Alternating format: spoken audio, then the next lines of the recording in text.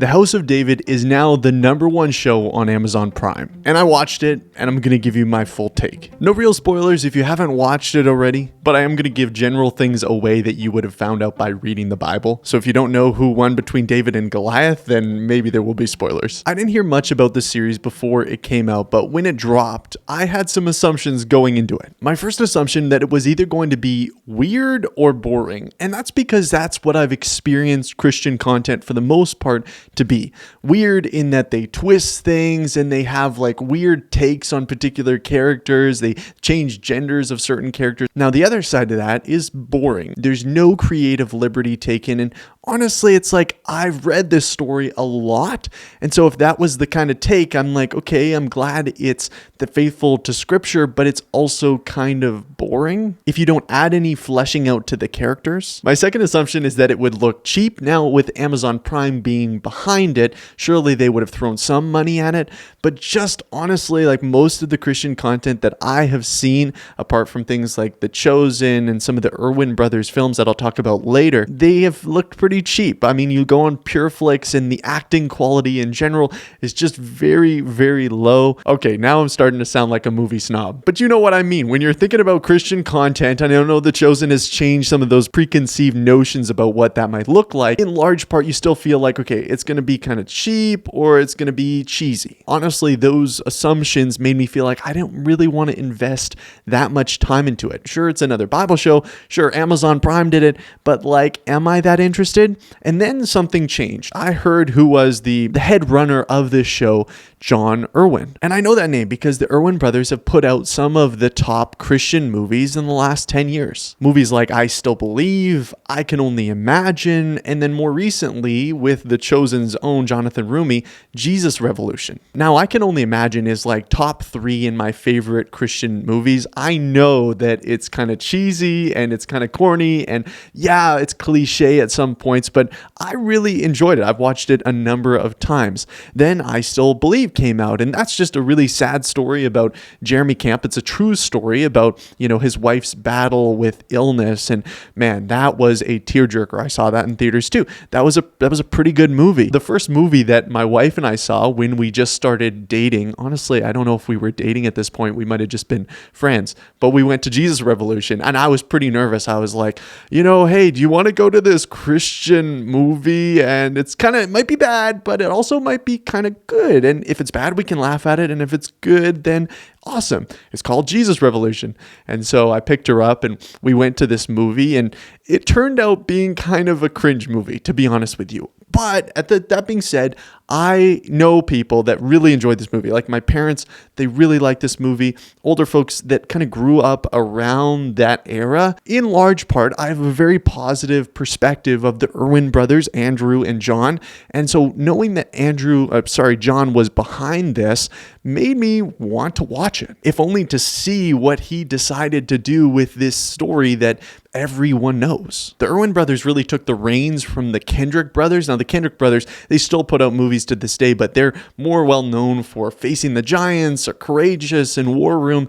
Even though their movies are quite preachy and lower quality, especially if you go to the early ones, because they weren't working with a big budget or professional movie studio, there is a charm to them and there's some, fun in them. I really like some Kendrick brothers movies because you can appreciate them for what they are.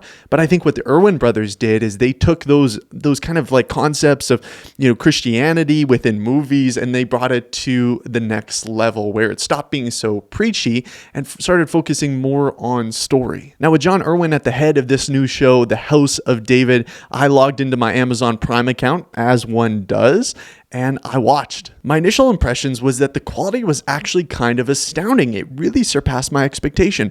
From the score to the cinematography to just the look and the color grade of it, it looked very real. It immersed you in the feeling of like what life would have been like before Christ. Now, this isn't necessarily a critique of The Chosen, even though you could take it that way. With The Chosen, I often feel like it's very polished and everything looks very good, which is very nice aesthetically. But I think what the House of David does better is that it feels more realistic and gritty and kind of dirty. Like in The Chosen, you don't just expect somebody's like tunic to be dirty. It's very, generally pristine. And I know they've upped their production quality and they've worked on, more realism. With House of David, immediately you're like, wow, this is different. There's some grittiness to that. I think also what plays into that is that it's more real in terms of the language that's being used and some of the physical aggression and fighting and violence that you don't have in The Chosen. And I understand why they don't have it in The Chosen, because it just really isn't as present within the story that they're covering. But immediately the House of David like draws you into this kind of realistic, rugged, gritty landscape and characters. The fighting and the violence feels super legit. Now, some people might say at some points it's too gratuitous, but I mean, there's aspects of this story that are gratuitous, and by showing at least glimpses of it, you're more immersed in the story. And it is shocking to a degree, but I think that's necessary to understand the context of what is actually going on, as opposed to sugarcoating it all. But then you lose that realism and that immersion. One of the things that I really appreciate that they do at the beginning of each episode, which I think is just so crucial, is they set expectations. This is not a word for word retelling of the story of David going off the Bible as their script. This is more like a historical drama while using story beats from the biblical text. This shift in expectation really helps to enjoy the story for what it is, knowing that, okay, they're not claiming that this is accurate or that this is historically exactly what happened. They are saying that they are using creative license to tell an interesting story. But you can also appreciate that, yeah, these were real characters, and maybe some of this is closer to the truth than we might realize. The prophet Samuel in this show is literally epic. I love this guy. He is so dang cool. From early on, he was the character that I connected with. There was something to just his mystique and the mystical nature of being a prophet that this really emphasized. Like, this guy talks for God. And so we take the magic out of what that is and the spirituality of that, in our modern day context. He's truly one of my favorite characters in this, no doubt. And I love the way he stands up to Saul, and he really shows the weight of God's voice behind him. Hey, quick thing before we get back into the video. If you want to support what I do in this ministry and equipping you to follow Jesus daily, if that's a mission you want to get behind, I'd encourage you to sign up on Patreon. There's about 180 of you that are supporting already, and we want to get that number up to 200 to make this ministry sustainable. I really appreciate everyone who signs up. Now, back to the video. So I've said some fairly positive things about the series thus far, but now I want to get into my hesitations about the series. This is the juice. This is what people want to hear, so let me get into it. So David's background in this narrative is that he's a bastard, essentially that his birth was illegitimate. David's father, Jesse, had a previous marriage with a woman that was not an Israelite, okay? And that's how he had David. And so David is this outcast in his family. Now, I've heard some critiques about this to greater or lesser seriousness. I understand some of them. I mean, you can look up on YouTube if you're interested in some more in-depth critiques on this. Like, the reality is, yeah, the Bible doesn't say this. And is this true? I don't know. It doesn't seem like it. I don't think this is what really was going on, but it's a narrative way to show that David was an outcast, that his father wasn't as proud of him and was kind of hiding him and all these things. So I understand from a narrative decision why they decided to do this. I don't think it's as big a deal as people are painting it to be, honestly. When it comes to the actor who plays David, I'm sure he's an awesome guy and he does a pretty good job, but I just feel like the casting isn't quite right. It's just not sitting as well with me. I think of somebody like Jonathan Rumi, talking about another, actor from a different series, a biblical series. He fits so well with Jesus. He fits, like, you just kind of see it and it just settles in. And some people say, well, it's just because you've seen him like that for so many seasons.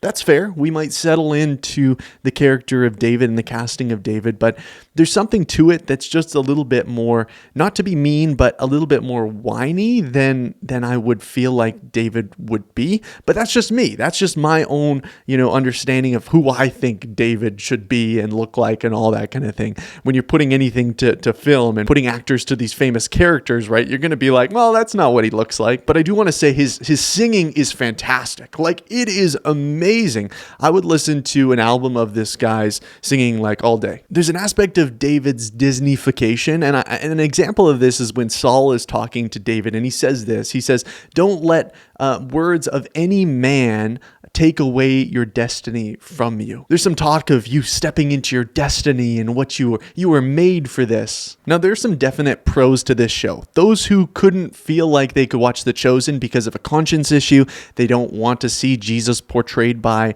a man, which I understand, and I have trouble with that too sometimes. You have no problem really with watching this unless you have a problem with taking creative liberty on a historical event like David's life. But I myself am kind of like on the edge when I'm watching The Chosen sometimes, just hoping that Jesus isn't going to say something totally theologically incorrect or something just kind of weird. Where in this show you just don't have that fear or anxiety because, other characters aren't held to that standard. Another piece is that as much as there might have been a temptation to paint David's victory over Goliath as purely his skill and his talent and his courage and all those things, because that would be more satisfying for the story because you want to make it about the main character, they did give credence to the fact that this was God's victory and God is the one who gets the glory. And I think that really plays into the character of David and who he is, rather than him being this underdog story who took on Goliath himself and defeated him. Something that I've been interested in is the question of,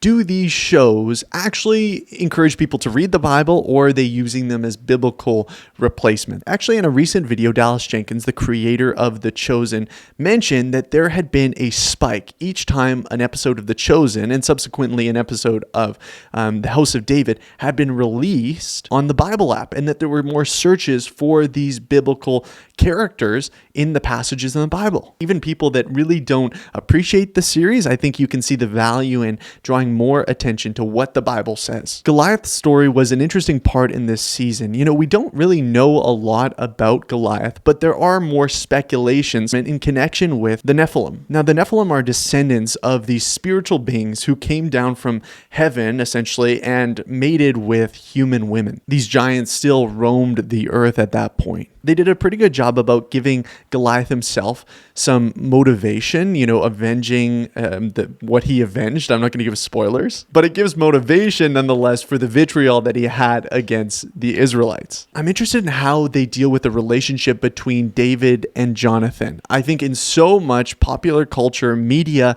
every close guy relationship turns gay. Like, I'm serious. They don't allow men to just be friends. It has to turn homoerotic. And so I trust John Irwin that would not happen, but I'm just interested in how this fleshes out and actually what a good example that could be on screen of what male relationships could look like. Let me know what you think about The House of David. Thanks for watching this video, guys, and if there's other things that you want me to watch and review, I might do more of that. Leave me a comment down below about what you think I should watch next, and until next time, God bless.